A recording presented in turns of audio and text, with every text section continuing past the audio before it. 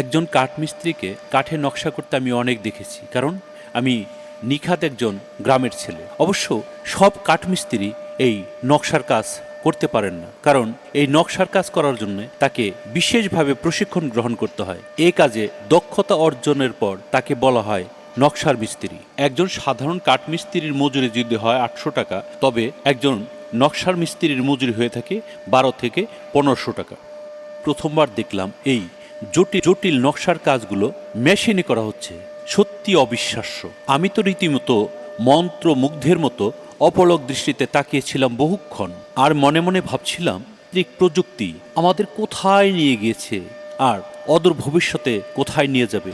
যে কাজ করতে সময় লাগত 10 থেকে 15 দিন, যান্ত্রিক প্রযুক্তির কল্যাণে আজ মাত্র কয়েক ঘন্টায় সে কাজগুলো সম্পূর্ণ হয়ে যাচ্ছে। অবশ্য আর্থিকভাবে অসচ্ছল লোকজনের দ্বারা এই মেশিনটি ক্রয় করা সম্ভব নয়, কারণ এই মেশিন যারা ক্রয় করেছেন তাদের সাথে কথা বলে যেটি জানা যায়, এই মেশিনটি 8 থেকে 15 লক্ষ টাকা দিয়ে ক্রয় করতে হয়, যেটি আসলে সবার পক্ষে সম্ভব নয়। মেশিনের সাহায্যে কাঠের উপর অত্যন্ত সূক্ষ্ম, নিখুঁত ও জটিল নকশা অল্প সময়ের মধ্যেই তৈরি করা সম্ভব। কাঠে নকশা তৈরির মেশিন সাধারণত কম্পিউটার নিয়ন্ত্রিত হয়ে থাকে। এতে পূর্ব নির্ধারিত ডিজাইন সফটওয়্যারের মাধ্যমে মেশিনকে নির্দেশ প্রদান করে।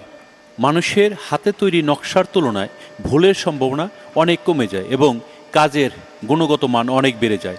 দরজা, জানালা, আলমারি, খাট, ফার্নিচার ও শৌখিন কাঠের সামগ্রী তৈরিতে এই মেশিন ব্যাপকভাবে সম্প্রতি ব্যবহৃত হচ্ছে। কাঠে নকশা তৈরির মেশিন কাঠ শিল্পকে আরও আধুনিক ও প্রতিযোগিতামূলক করে তুলছে। এটি একদিকে যেমন শিল্পের সৌন্দর্য বাড়াচ্ছে, অন্যদিকে তেমনি কর্মসংস্থানের নতুন সুযোগ সৃষ্টি হচ্ছে। কাঠে নকশা তৈরির এই আধুনিক মেশিন কাঠ শিল্পের উন্নয়নে এক অনন্য অবদান রাখছে।